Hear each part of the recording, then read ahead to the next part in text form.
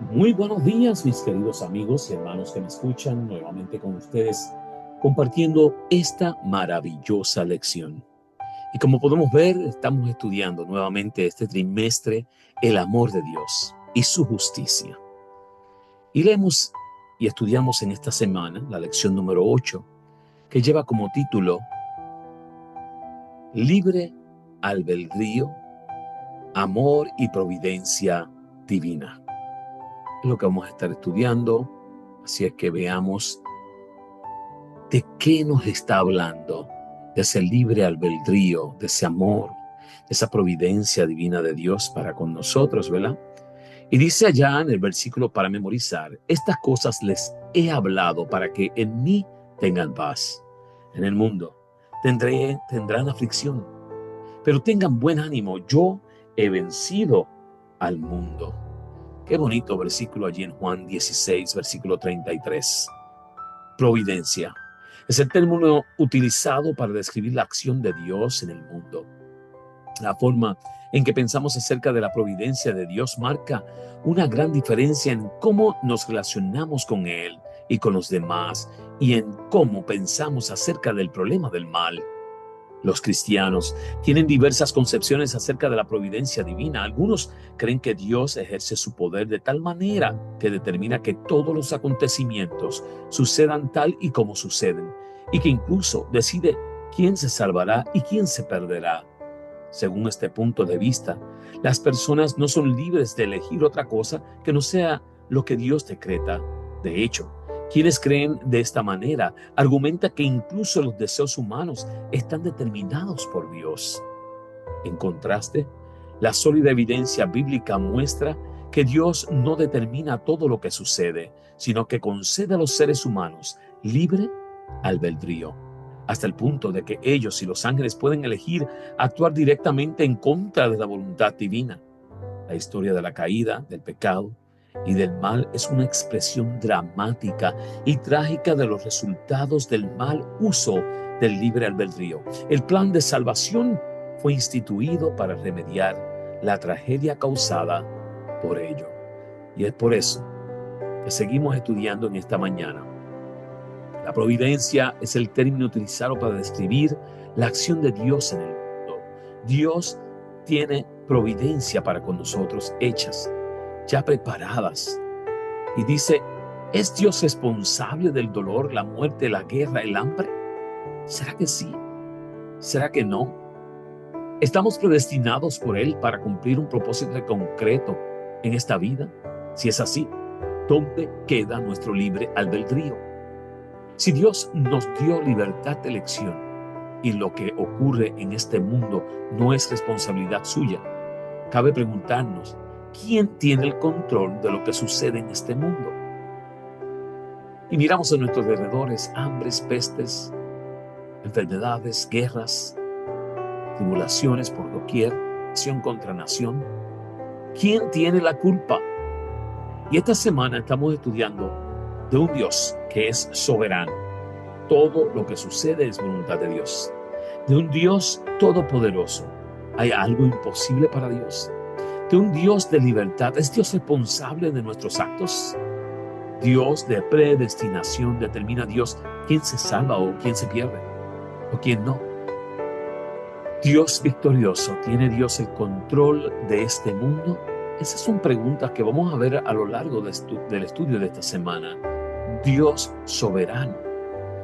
Todo lo que sucede es voluntad de Dios. Veamos, nos dice en Hechos 4:24. Soberano Señor, tú eres el Dios que hiciste el cielo y la tierra, el mar y todo lo que hay en ellos.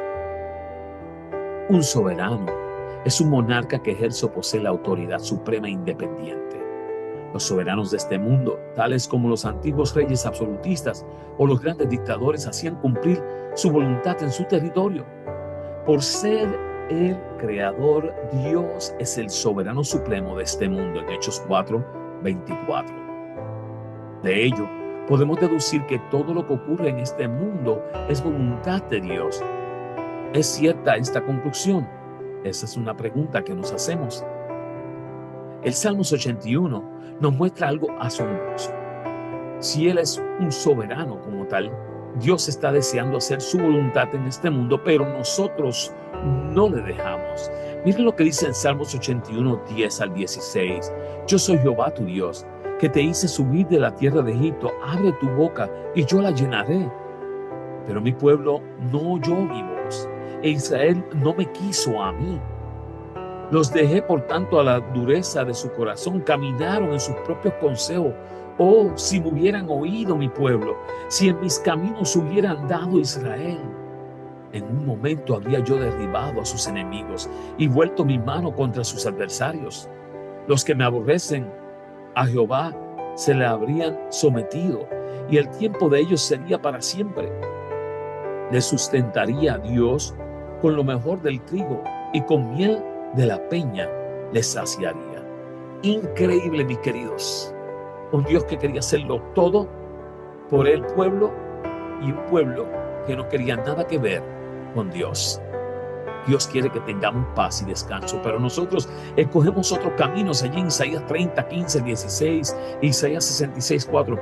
Nos ama tanto que quiere protegernos de todo mal, pero respeta nuestra libertad de rechazarlos en Lucas 13, 34. Mis queridos, todo lo que sucede es voluntad de Dios. No, es nuestra voluntad. Tú escoges lo que te sucede. Muchas veces no es lo que quieres y después quieres echarle la culpa a alguien, pero tienes que examinarte y te das cuenta que quien escogió eso fuiste tú, un Dios todopoderoso. ¿Hay algo imposible para Dios? En Lucas 1:37, porque nada hay imposible para Dios. Miren, Dios es todopoderoso, es decir, puede hacer cualquier cosa que se proponga. Allí en Apocalipsis 1:8, Apocalipsis 11:17, Lucas 1:37. Puede hacer cosas que desafían las leyes naturales, como partir el mar, detener el sol, alimentar a miles de personas con unos pocos panes. Ese es el Dios que tú y yo le creemos. Ese es el Dios todopoderoso. Dios puede hacer todo, excluyendo paradojas evidentes como crear una piedra tan pesada que Él mismo no puede mover. Pero eso no implica que Él haga todo lo que es capaz de hacer.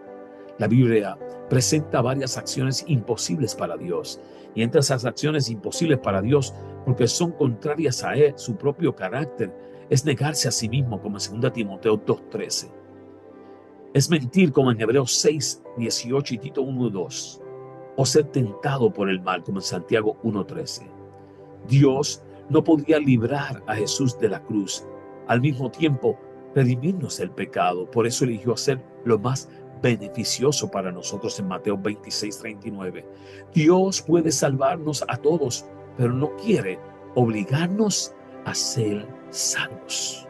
Ese Dios todopoderoso, mi querido, quiere todo lo mejor para ti, pero llega cierto momento que Él mismo dice, ¿qué es lo que Él quiere?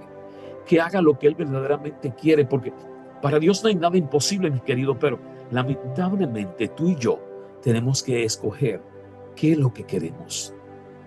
Dios todopoderoso, también un Dios de libertad. Mis queridos, ¿es Dios responsable de nuestros actos? ¿Será que es culpa de Dios? ¿Me pasó esto por culpa de Dios? Jesús le dijo, amarás al Señor tu Dios con todo tu corazón y con toda tu alma y con toda tu mente, en Mateo 22:37. ¿Cómo amas a Dios tú?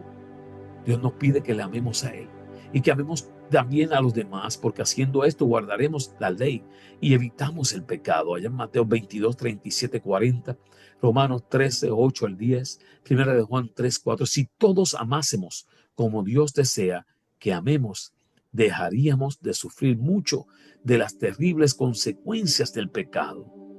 Entonces, ¿por qué no nos obliga Dios a amarle a Él y a amarnos entre nosotros? Si nos obligase a amarle, ¿dónde quedaría nuestra libertad? ¿Dónde quedaría nuestra responsabilidad ante Él? Además, podríamos llamar amor a este tipo de amor forzado. Mis queridos, es como una pareja unirse sin amor y que a la larga tienen que amarse. Algo sumamente difícil, porque cuando no hay amor, no hay amor. Y Dios quiere que le amemos porque le amamos. No que le amemos por miedo, no que le amemos por temor. ocurren muchas cosas que Dios desearía que no nos sucedieran, pero que no dependen de Él, sino de nuestra propia elección. Somos nosotros, pues, responsables de nuestros actos. Tú y yo, mis queridos, responsables de las cosas que nos suceden, que a veces no nos agradan. Dios de predestinación, determina Dios quién se salva y quién no. Esta es una pregunta sumamente importante porque muchos la traen a colación a cada instante. En Él, asimismo, tuvimos herencia, habiendo sido predestinados conforme al propósito del que hace todas las cosas según el designio de su voluntad. Efesios 1:11. Queriendo que todos procedan al arrepentimiento. Mis queridos, porque en Él asimismo tuvimos herencia. Fuimos predestinados conforme al propósito del que hace todas las cosas según el designio de su voluntad. No creo que Dios nos hizo porque quería que nos perdiéramos. No creo que Dios nos hizo porque quería lo peor para nosotros, sino que nos hizo con el fin de que pudiéramos ser salvos, de que pudiéramos entregarnos de todo corazón a ese Dios tan maravilloso. Pablo dice que Dios predestinó a algunos para alcanzar la salvación. Allí en Romanos 8:29-30 dice, porque a los que antes conoció, también los predestinó para que fuesen hechos conforme a la imagen de su Hijo, para que Él sea el primogénito entre muchos hermanos. Y a los que predestinó, a estos también llamó, y a los que llamó, a estos también justificó, y a los que justificó, a estos también glorificó. De los que se deduce que predestinó a otros para la perdición. Al leer este texto, pudieras hacerte esa alusión de que, oye, pero ven acá, entonces no me predestinó para ser salvo. ¿Será correcta esta conclusión? El término griego usado por Pablo y traducido como predestinación es proorizo, que significa limitar de antemano, proponer una meta y figurativamente predestinar. Dios ha planeado nuestro futuro y nos propone una meta para alcanzar. Y esa meta a alcanzar es la vida eterna. Si decidimos libremente aceptar este plan, Él guiará providencialmente nuestra historia para que se cumpla en nosotros, tal y como dice en Romanos 8:28. Y sabemos que a los que le aman a Dios, todas las cosas les ayudan a bien. Esto es, a los que conforme a su propósito son llamados. En caso contrario, Él hará todo lo posible para que cambiemos de idea. Si la idea es no hacer aquel plan maravilloso de que puedas llegar a la vida eterna, Dios va a hacer todo lo posible para que tú puedas llegar a ser salvo. Pero al final, respetará nuestra elección, o salvarnos o perdernos. ¿Determina Dios quién se salva o quién no? No, mi querido. Dios no está diciendo te vas a salvar tú y tú no te vas a salvar. Él está diciendo todos pueden ser salvos de acuerdo al plan que he trazado en tu vida. Pero ¿qué escoges tú? Es lo que determina si vas a salvarte o no. Hallamos una sola predestinación en la palabra de Dios, de individuos y de un pueblo, a saber que el hombre está predestinado a ser salvo. Muchos han mirado hacia el final, pensado que estaban seguramente predestinados para gozar de la bienaventuranza celestial. Pero esta no es la predestinación que revela la Biblia. El hombre está predestinado a ocuparse en su propia salvación con temor y temblor. Esta predestinación está predestinado a ponerse la armadura para pelear la buena batalla de la fe. Está predestinado a usar los medios que Dios ha puesto a su alcance a fin de combatir contra toda mala concupiscencia mientras Satanás está jugando el juego de la vida por su alma. Está predestinado a velar y orar para escudriñar las Escrituras, para evitar caer en la tentación. Está predestinado para tener fe constantemente. Está predestinado a ser obediente a toda la palabra que sale de la boca de Dios para que pueda ser no solo oidor, sino hacedor de la palabra. Esta es la predestinación bíblica. Gloria a Dios. Nos dice allá en el Ellen G. White, Testimonios para los Ministros, página 453, perdón.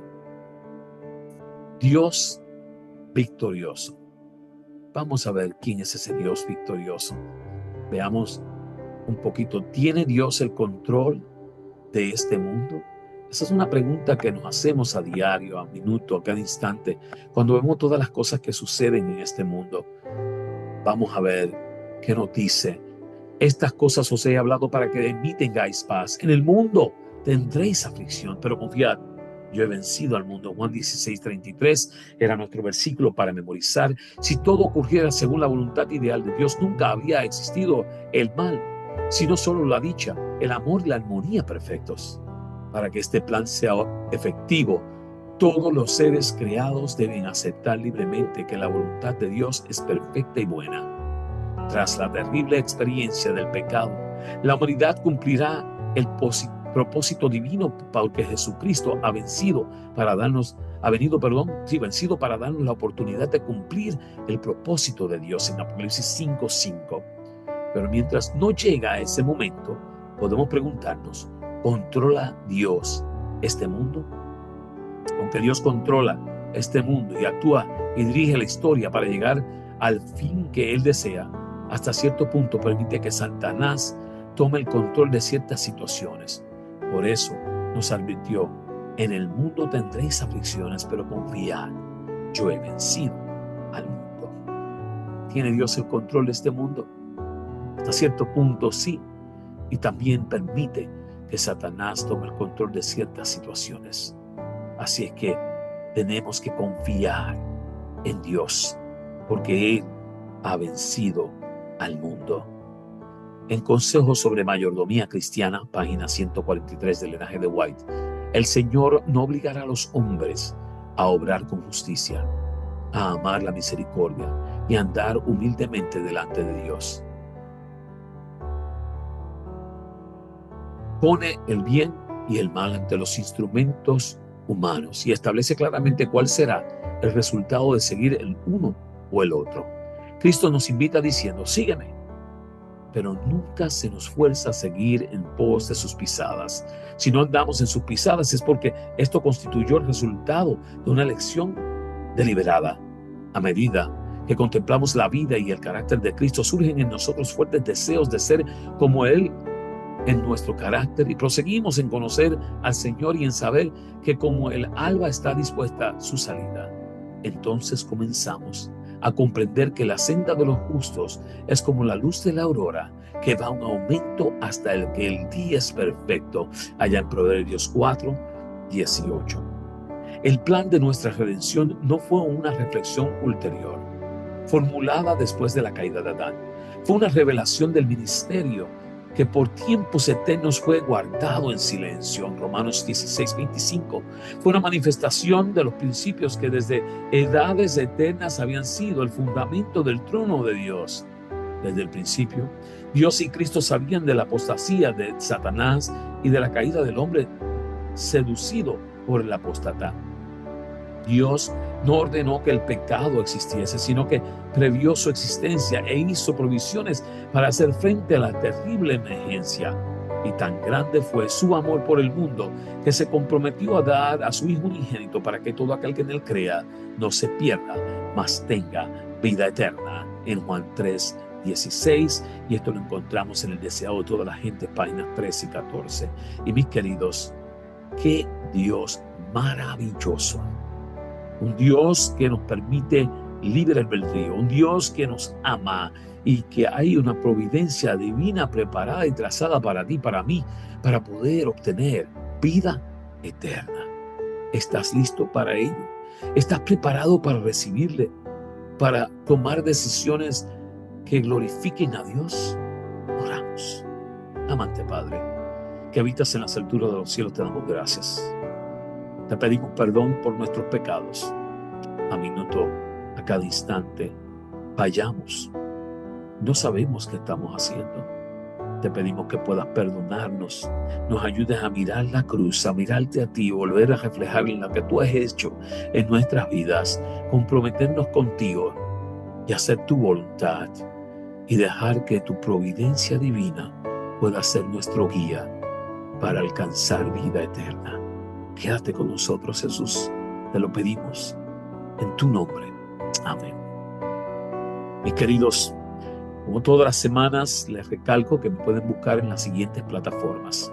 Me encuentro en YouTube, puedes allí poner mi nombre, Joseph Class, y allá te puedes suscribir a mi canal. Y te pido que por favor suscríbete al canal para que puedas recibir esta lección semanal. De igual forma, también la puedes escuchar, la lección de Escuela Sabática Comentario. Puedes buscarlas en plataformas como Spotify, Podcast, iHeartRadio, inclusive Amazon Music. Allí también estamos. Y simplemente ponen lección de Escuela Sabática Comentario. La puedes escuchar en tu carro, en tu casa, en tu computadora, en tu tableta, en tu teléfono celular, donde tú quieras. Pero mis queridos, suscríbete, comparte. Cristo viene pronto. Dios te bendiga.